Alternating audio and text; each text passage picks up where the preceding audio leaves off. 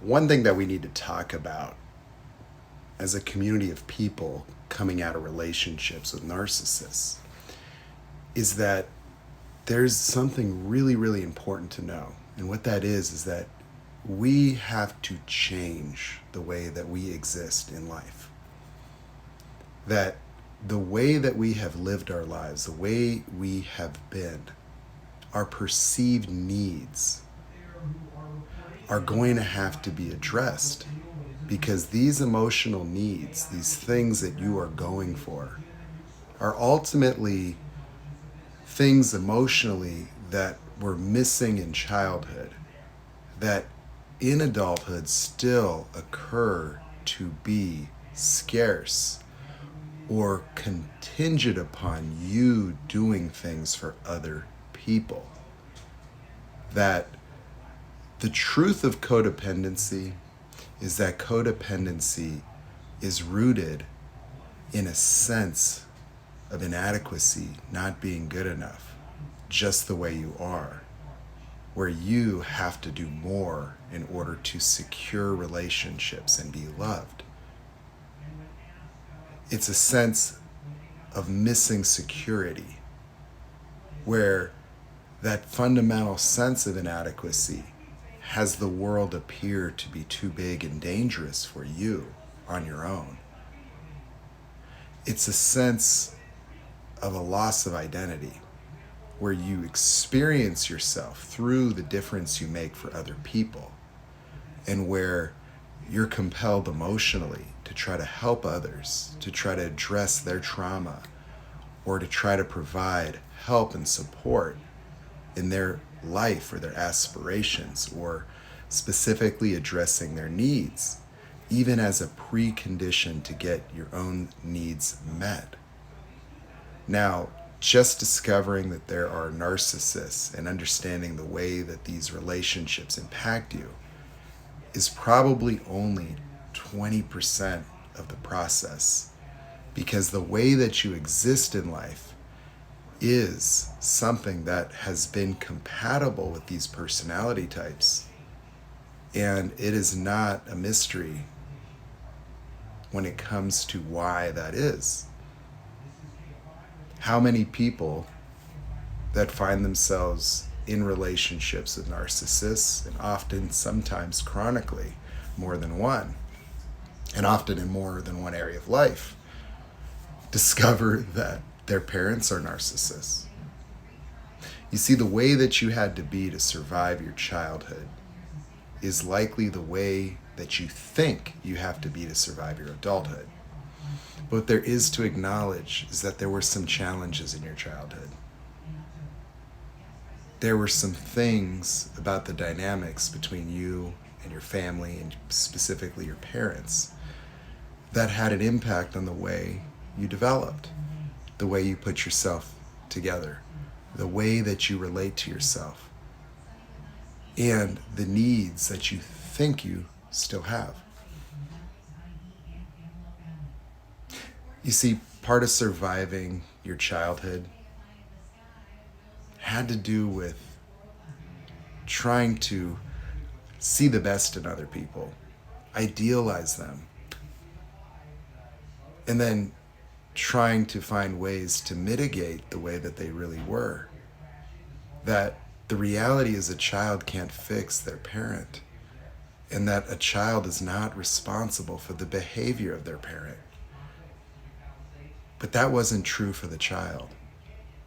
The child had no choice but to address the needs and the demands and the wants of those parents, often as a precondition to getting love, to getting their needs met, to getting taken care of, to even being acknowledged as a person, or to experience any semblance of value.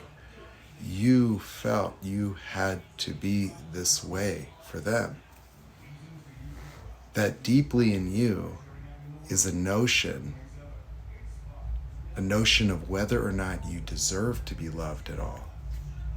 And many of the things that you're doing are an effort to prove yourself to yourself and other people. That everything that you want to feel in your life is actually something that is within you. That feelings don't actually come from the outside world. They don't. It's just that you had to set up your psychology as ultimately a bribe to get you into the future. You had to idealize people, and you had to relate to them as the good people that you knew was in there. And all you wanted to do was help bring it out. It's how you kept yourself safe.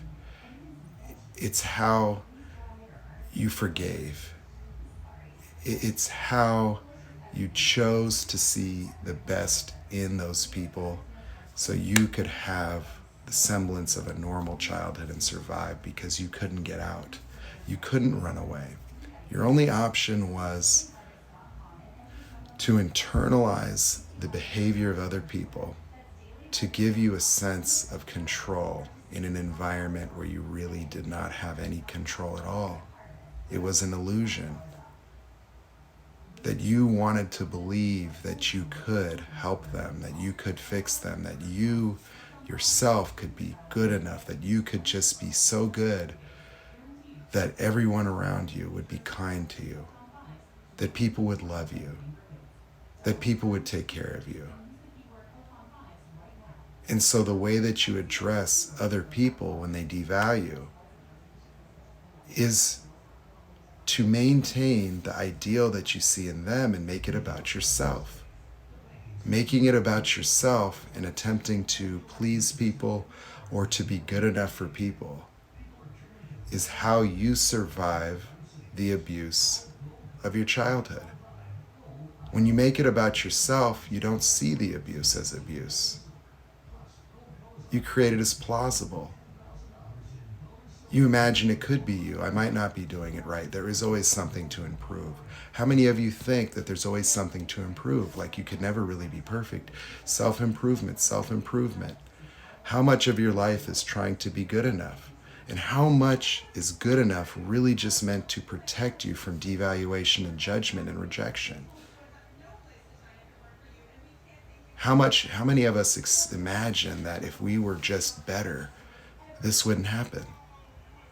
That after people get discarded, they think it has something to do with them. That I must not have been good enough. They'll look at a narcissist with a new supply, feel jealous, feel like, what did I do wrong? And this is where they're splitting, because emotionally, you're very compelled and attached. Whereas intellectually, as an adult, you know that there's something really wrong with this person. And many of you know that they're mentally ill and have this disorder. Yet, that really doesn't make a difference for the way you feel. It's because the way you feel has nothing to do with reality.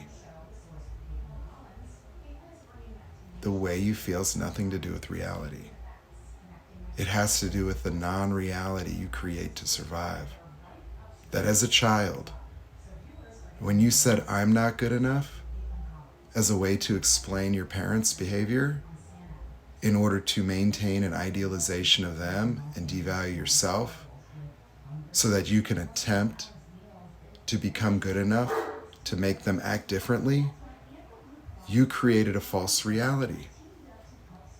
You invented cognitive dissonance as a way to protect yourself from fear, a way to not feel the abuse and the lack of love, but to defer love into the future, to say, if I could be good enough, I'll get what I want. If I could be good enough, the love is there, to give yourself hope, to give you the means to make it out. And the thing that you have to do is you have to recognize that this seeing the good in people is cognitive dissonance. It is an illusion. And part of that illusion is seeing the bad in you. That the wicked and horrible things that people do in the world are not your fault. They have nothing to do with you, that people don't devalue you and treat you this way because you're not good enough. That isn't why it's happening. Yet look at the total sum of your life and how much of these betrayals and bad things do you explain as you're not good enough. That's where we go to work. you're not good enough is the lie you have